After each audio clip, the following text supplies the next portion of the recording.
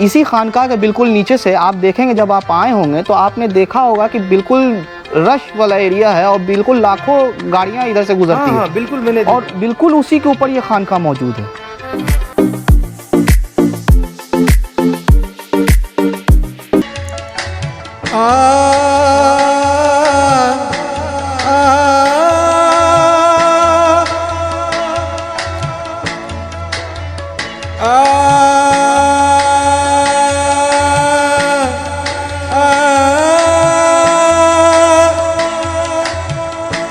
कर दो करम, कर दो करम। दोस्तों, जैसा कि मैंने आपको पहले ब्लॉग में बताया था कि मैं पटना आ चुका हूँ और पटना की हर वो जगह जो इतिहास से जुड़ी हुई है, और वैसे भी हमारा देश हिंदुस्तान वो सूफ़ियों का रहा है, संतों का रहा है और औलियाओं का रहा है, बुजुर्गान दीनों का रहा है। तो उसी क्रम में अब पटना के एक ऐसी जगह पर आए हैं, एक ऐसे दरगाह पर आए हैं जो लगभग 400 साल पुरानी है। जी हाँ, मैं बात कर रहा हूँ हज़रत दीवान शाह अरज़ा रहमतुल्लाह अलैह की। ये मेरे पीछे आप देख रहे हैं, ये हज़रत दीवान शाह रहमतुल्लाह की दरगाह है और लगभग 400 साल पुरानी ये दरगाह। आखिर इस दरगाह की क्या है हिस्ट्री, आइए हम आपको बताते हैं। कर दो करम मुर्शदे मोहतरम, कर दो करम मुर्शदे मोहतरम। तुमको भेजा गया है करम के लिए, कर दो करम मुर्शदे मोहतरम। तुमको भेजा गया है करम के लिए।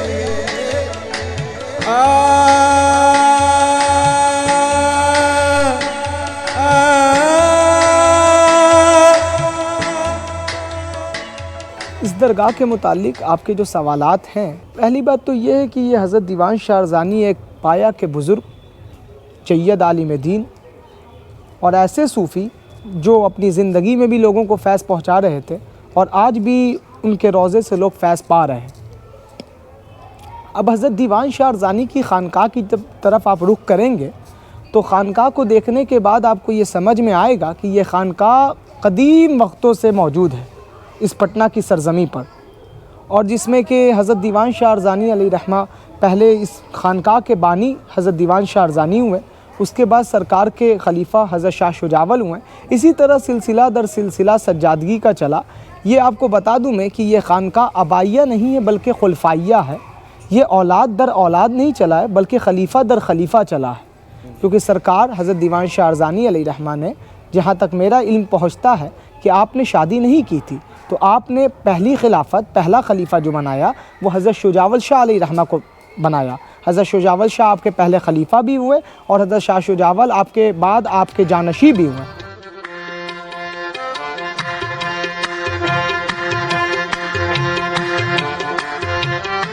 कौन सी हिजरी में बताया आपने? 1028 1028 हिजरी में मदीने शरीफ से है। मक्का पहले से मैं यहाँ अच्छा, यहाँ पर यहाँ वो घूम रहे यहाँ हैं, सभी जगह घूम हाँ, रहे हैं। यहाँ पसीर है। और बताइए इनकी हिस्ट्री के बारे में कि क्या है।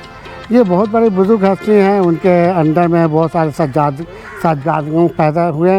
उनका सिलसिला कुछ एक दो चार नाम हमको बता दें। जैसे हज़रत शुजावल रहमतुल्लाह अलैह हैं, 1028 हिजरी से लेकर 1064 हिजरी तक वो सज्जादा रहे 36 साल। 36 साल हाँ। उसके बाद हज़रत शाह साहबाद गरीब नवाज़ रहमतुल्लाह अलैह रहे 1064 से 1126 हिजरी तक, करीब 62 साल। ये 62 हाँ, हाँ। अच्छा, एक चीज़ आपने इसमें गौर की, इसमें पूरा नाम शहबाज गरीब नवाज रहमतुल्लाह। ये गरीब नवाज तो हम यही सुना करते थे कि ये उन्हीं के निस्बत से या नहीं, शहबाज इनके ही अलग है। हज़रत शाह साहबाद गरीब नवाज इनका नाम ही है। अच्छा। और उसके बाद हज़रत सैयद शाह बसंत रहमतुल्लाह अलैह है 1126 से लेकर 1158 हिजरी तक, जो करीब 32 साल से ज़्यादा रहे हैं। हज़रत सैयद शाह करीमुल्लाह रहमतुल्लाह अलैह 1158 हिजरी से लेकर 1185 हिजरी तक, जो करीब 27 साल तक से ज़्यादा रहे। हज़रत शाह गुलाम हुसैन रहमतुल्लाह अलैह 1150 हिजरी से लेकर 12 से 11 हिजरी तक करीब वो 26 साल तक सजाता रहा। और कब आए, कितने दिन यहाँ पास और क्या करने आए थे? ये 1028 हिजरी में आए। 1028 हिजरी में यहाँ आए मक्का से। ठीक, मक्का के तमाम घूमते हुए बंगाल गए, बंगाल से सरजमी से होते हुए ये बिहार शरीफ होते हुए यहाँ चले आए। जी ठीक है।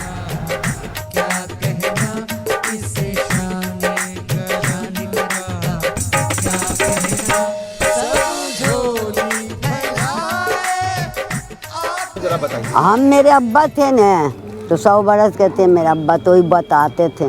क्या बताते थे? कि फुहारा था चारों तरफ से फुलझड़ी के तरह उड़ता था। अच्छा अच्छा। और जिस तरीके से यहाँ की दरगाह की जो ऐतिहासिक चीज़ थी, जैसा कि अम्मा ने बताया यहाँ पास कि एक फव्वारा था जो तकरीबन 400 साल पुराना बताया जा रहा है। और यहाँ के बुज़ुर्ग लोग ये कहा करते थे कि वाकई इस जगह पे बहुत बड़ा फव्वारा था। आप देख सकते हैं मेरे पीछे जो हज़रत दीवान शाह अर्ज़ा रहमतुल्लाह अलैह की जो दरगाह शरीफ है, और ये उसी टाइम से ये भी फव्वारा था। और आज इस फव्वारे की जो हालत है ये कहीं ना कहीं इतिहास को एक तरीके से डुबा रही है, एक तरीके से ख़त्म कर रही है।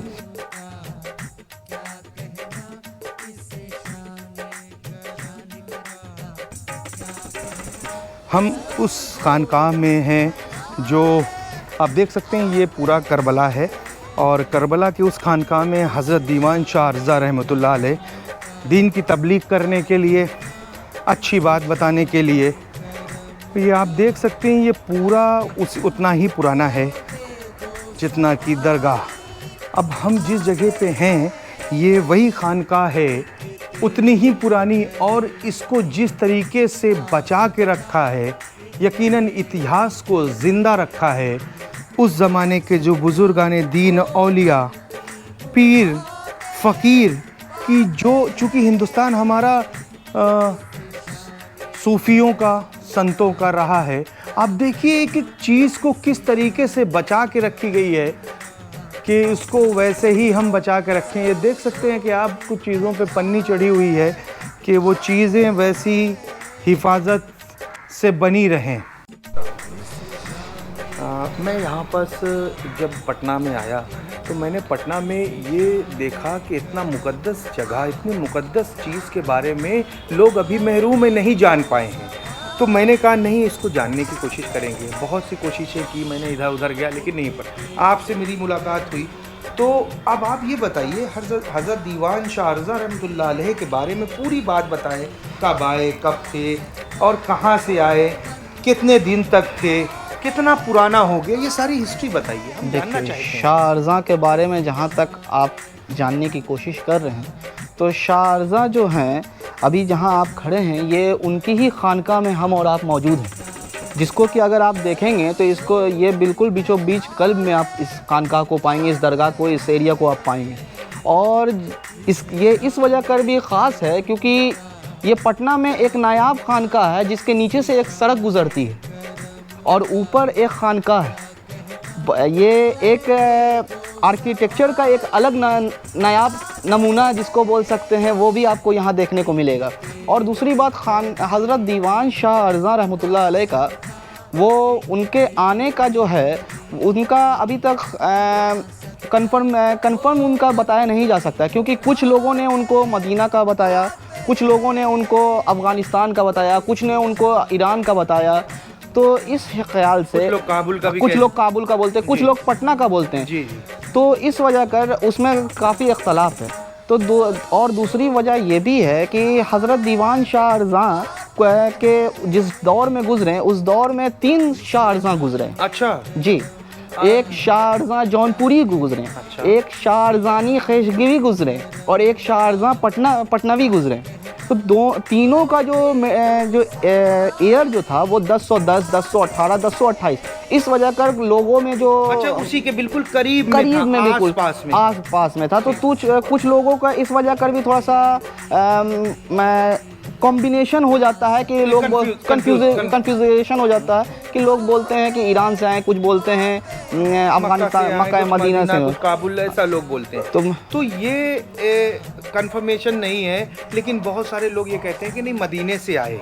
ठीक है, कितने दिन पहले आए और कितने दिन ये पुरानी देखिए शारजा का जहाँ तक ये आया तो शारजा 1028 हिजरी का उनका बताया जाता है। और जैसा कि मैंने आपको बताया कि एक किताब भी आई थी जिसका कि हवाला मैंने आपको दे के बताया, नक्शे पायदार, जिसमें कि शारजा के बारे में लिखा गया है सफ़ा नंबर 128 में कि शारजा जो हैं वो जो है मदीना से आए, तशरीफ़ लाए थे, मदीना शरीफ से तशरीफ़ लाए थे। तो शारजा जब मदीना शरीफ से तशरीफ़ लाए तो वो बगदाद होते हुए आपको ख्वाजा गरीब नवाज़ की बारगाह में तशरीफ़ ले गए। तो जब ख्वाजा गरीब नवाज़ के बारगाह में जब उन्होंने तशरीफ़ ले गए तो ख्वाजा गरीब नवाज़ की बारगाह से कब्र अनवर से आवाज़ आई, आओ मेरे अर्ज़ानी दुल्हा आओ। तो वहीं से शाह अर्ज़ा का एक और लक़ब जो चला वो अर्ज़ानी दुल्हा का आया। यही रिवायात है कि शाह अर्ज़ा के उर्स के मौके से जितनी भी रसूमात होती है वो दुल्हे की तरह होती है।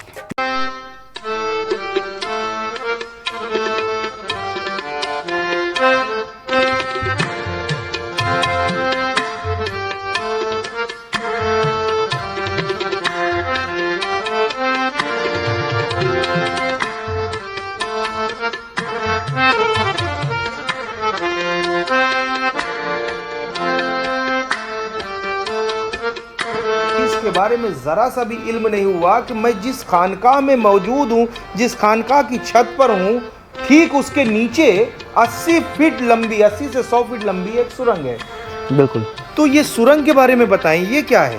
ये बेसिकली जिस टाइम में जब वैसे तो जिस दौर में ये तामीर हुआ वो अपने आप में एक नायाब था। तो पहले इस तरफ से रास्ता थी नहीं, तो धीरे धीरे जब लोगों की तादाद, कसीर तादाद जब बढ़ती चली गई तो एक रास्ता इधर से गुजरा। अच्छा जी, तो वो रास्ता एक गुजरा तो इसी खानकाह के बिल्कुल नीचे से आप देखेंगे, जब आप आए होंगे तो आपने देखा होगा कि बिल्कुल रश वाला एरिया है और बिल्कुल लाखों गाड़ियां इधर से गुजरती हैं। बिल्कुल मैंने और बिल्कुल उसी के ऊपर ये खानकाह मौजूद है। ये बड़ी मतलब आर्किटेक्चर की हम अगर बात करें कि उस ज़माने में कितने मतलब कितने काबिल आर्किटेक्चर हुआ करते थे कि हमको इस चीज़ का एहसास भी नहीं हुआ कि हम जिस खानकाह में खड़े हैं उसके ठीक नीचे रोज़ लाखों गाड़ियाँ गुजर रही हैं। हम आपको कहें कि ये जो जगह है, ये जो खानकाह की जगह है, जिस जगह पे हम खड़े हैं उसके नीचे से सुरंग है। लेकिन अगर आपको बताएं कि उस समय हज़रत दीवान शाह अर्ज़ा रहमतुल्लाह अलैह इमाम हुसैन रज़ियल्लाहु ताला अन्हु के भी बड़े मोहब्बत करने वालों में से थे।